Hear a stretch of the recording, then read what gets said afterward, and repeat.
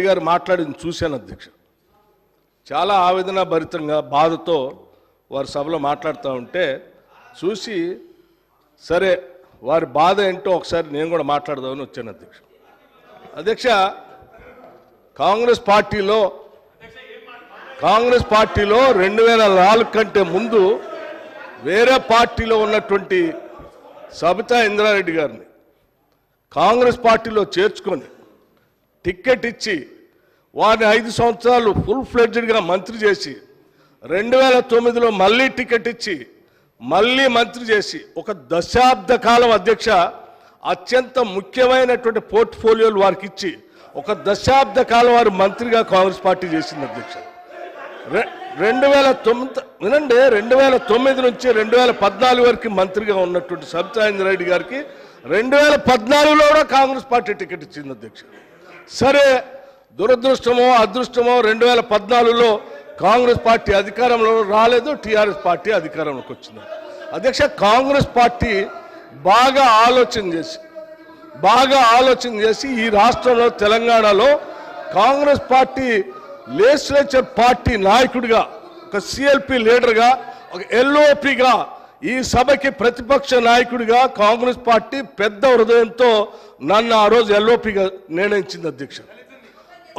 ఒక బలహీన వర్గాల దళిత వర్గానికి సంబంధించిన నన్ను ఒక సిఎల్పి లీడర్గా చేసి ఈ రాష్ట్ర చరిత్రలో ఇంతవరకు సిఎల్పి లీడర్గా ఏ దళితుడిని చేయలేదు అధ్యక్ష.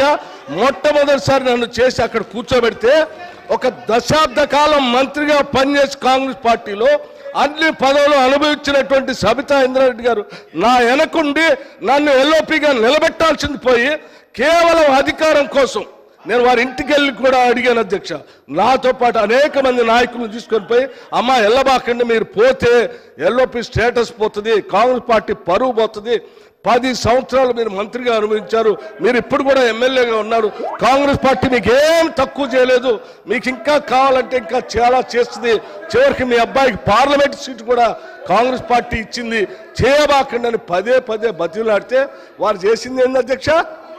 ఒక్కసారైనా ఆలోచన చేశారా? మీరు ఏం ఆలోచన చేశారు అధ్యక్ష?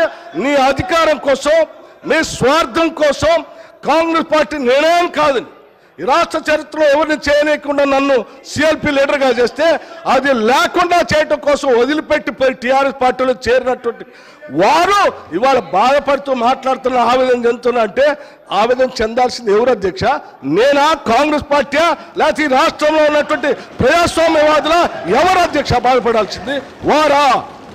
ఇంకా ఏం ముఖం పెట్టుకొని ఈ సభానాయకుడిని రేవంత్ రెడ్డి గారిని ముఖ్యమంత్రి గారిని పట్టుకొని ఇంకా మాట్లాడుతున్నారు? దేనికి మాట్లాడుతున్నారు అధ్యక్ష? ఏం చేశారని, ఏం గొప్పలు సాధించారని, ఏం చేశారని?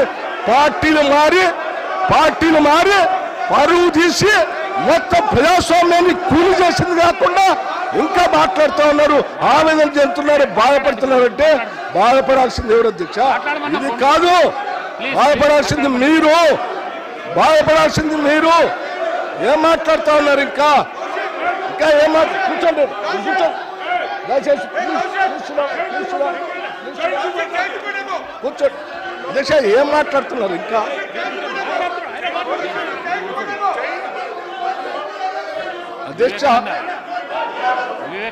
అధ్యక్ష ప్రోగ్రెసివ్ వాదులు సామాజిక పరివర్తన కోసమే పుట్టాం, సామాజిక పరివర్తన కోసమే పెరుగుతున్నాం అని చెప్పినటువంటి నాయకులు ఇంకా ప్రజల మధ్యలోకి వెళ్ళి ఇంకా మాట్లాడుతూ నేను ఇంకా బాధపడుతున్నా అంటారు. ఎట్లా బాధపడుతున్నారు మీరు? ఎందుకు బాధపడుతున్నారు? కూర్చోండి. ఏంటి పద్ధతి? ఇది కరెక్ట్ కాదు కదా. కూర్చోండి. బాధపడుతూ ఉన్నారు ఇది ఏంటిది అధ్యక్ష? ఈ పద్ధతి ఏం బాగలేదు. వాళ్ళు ఈ సమాజాన్ని, ప్రజాస్వామ్యానికి, ఈ సభకి పార్టీలు మారి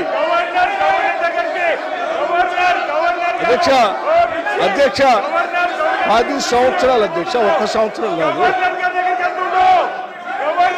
ఇంకా ఏం బాధపడుతున్నాను, ఆవేదన పడుతున్నాను అంటే ఇది కరెక్ట్ కాదు అధ్యక్ష. మీరు కూర్చుంటే కూర్చోవాలి. హౌస్ ఆర్డర్ నేను పిలిపిస్తా సీఎం గారిని. అధ్యక్ష